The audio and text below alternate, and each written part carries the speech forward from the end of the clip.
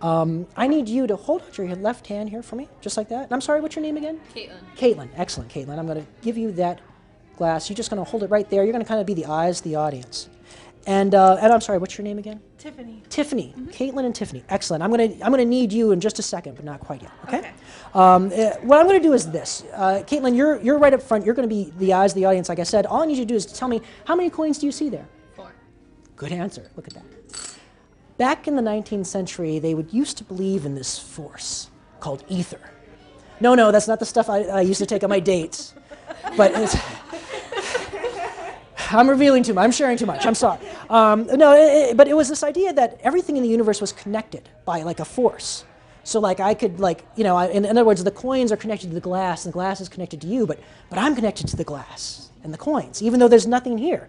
So I mean, if I could manipulate the etheric force, like I could from over here, I could tickle your cheek.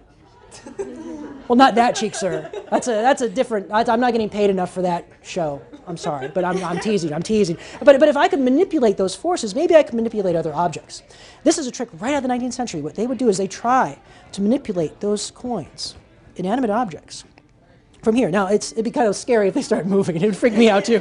So don't worry about that. What I'm going to try to do is do something a little more practical. For instance, if I could get the pieces of one of the coins to come over here into my hand, and just give a little wave, and make the pieces materialize. Tiffany, would you take a look, make sure that's a real coin again? Yes. Hold your hand out flat for me, Caitlin, and in a loud, clear voice, I want to let you tell everyone how many coins you see. 3. Very good, very good. So, we're ready to do the routine. I have the spectator hold out the hand that's closest to me, and I hand them the glass. That's where the glass is going to go. And I just make sure I toy with the coins a little bit as I talk about the pattern I'm using, whether it's about ether, whether it's about mesmerism, whatever weird 19th century concept you want to use. And as I do this, I just unnest the coin with one hand as I finger palm one of the coins. So it's a really simple move. I just jam one of these coins into my left hand finger palm, because the coins are going from my right to my left. And right after I do that, I just let the coins come together, and I do the one-handed unnest of the shell. All that's going to happen is that my index finger and third finger are going to hold on to the shell. And I'm going to just tilt back a little bit. All I really have to do is tilt the thumb back. See, and it creates a metal hand puppet of doom. It's like a Terminator. Rah, rah.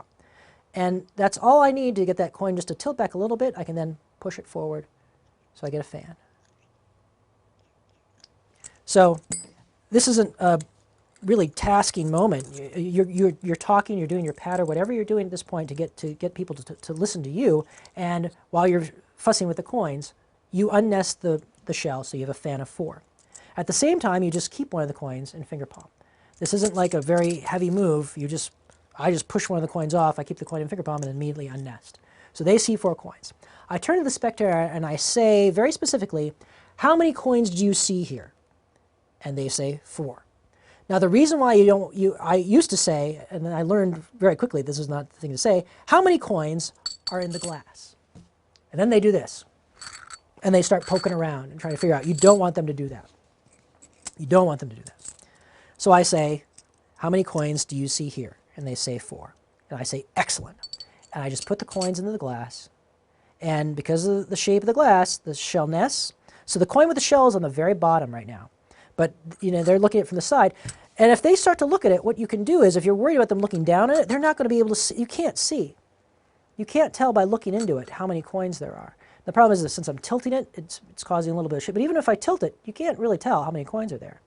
If they give you heat, what you can do is you can raise their hand up with the glass in it to about their eye level.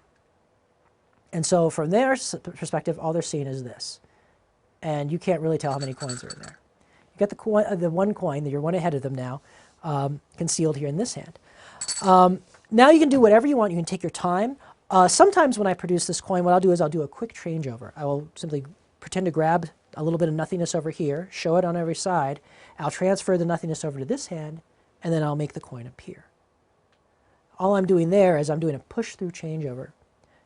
I show nothing here. This finger, my third finger, is already curled into nowhere palm. I have tilted the coin that's in finger palm down to nowhere palm. Starts here, and with my thumb I can just kick it down to nowhere palm. And with the thumb, as the hands come close to each other, I'm going to push that coin out.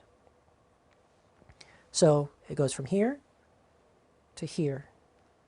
And I, again, gesture with this little bit of nothing in my hand. So I've grabbed that little bit of nothingness over here. And as this hand comes over, notice that the hand with nothingness is already curved as if it has a coin in nowhere palm. So you're going to push the coin out at the same time as this hand comes in front. So it looks like you're just transferring that little bit of invisible nothingness. And I've already pushed the coin over. So as I come, I'll show it for you from this angle. As I grab that little bit of nothingness, it comes, I pretend to transfer it here. And that's when my thumb pushes that coin out, and it receives, and the other hand receives it in nowhere palm. To produce the coin, I just take my fingers, put it in here, grab the coin, and open the hand. Boom, it's done. So a little bit of nothing over here. Can't see it yet, but when I squeeze, it becomes a coin. Very magical looking. Let this person take a look at that. And I use that line. Now that's either a fifth coin, or you have this spectator, whatever hand that they have this on, it should be the hand that's close to you. I grab the fingers, and I pick the glass up, and I pour the 3 coins right into their hand. It's a little on edge. It's a little chancy, but I've never had anybody do anything weird. I'm holding onto their fingers. They can't do anything. If their other arm moves, I hand them the glass. If I'm holding here, I hand them the glass. They're not going to be able to poke the coins in any way. You have full control over the spectator. You ask them, how many coins do you see now?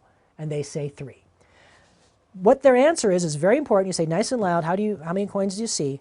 3. It's also not going to be the number that they say that's going to get a response from the audience, but it's going to be their expression.